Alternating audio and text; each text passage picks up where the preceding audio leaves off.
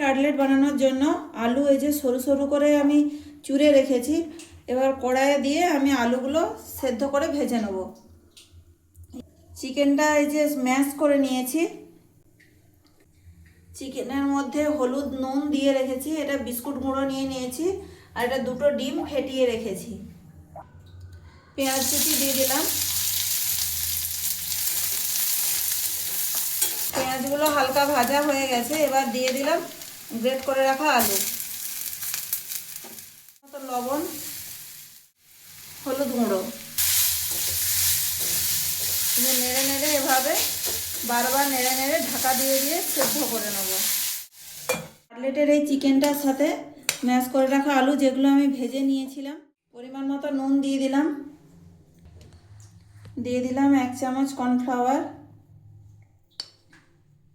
আর একটুখানি কর্নফ্লাওয়ার দিলাম। দিয়ে দেবো আদা বাটা, দিয়ে দিলাম কাঁচা লঙ্কা বাটা। ফ্লেভারটা একটু ভালো আসবে কাঁচা লঙ্কা বাটা দিলে। দিয়ে দেবো রসুন বাটা,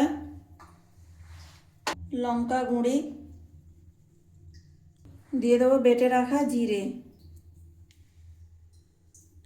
ভালোভাবে মাখিয়ে নেব।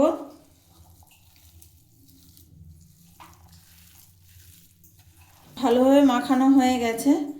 এরপর আমি কাটলেটের আকারে গড়ে নেব।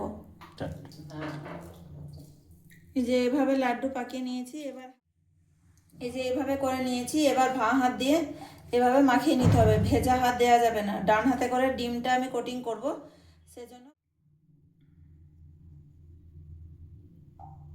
আবার একবার বিস্কুট গুঁড়ার মধ্যে কোটিং করে নেব। এইভাবে 3 বা 4 বার কোটিং করার পর আবার আমি সেটা রেখে দেবো খানিকক্ষণের জন্য।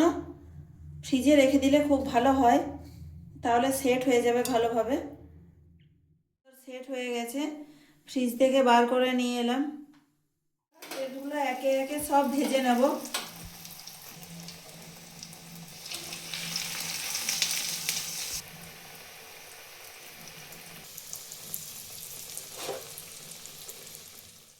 হালকা আঁচে ভেজে নিতে। দেখুন বন্ধুরা কি সুন্দরভাবে কাটলেটগুলো ভাজা হচ্ছে।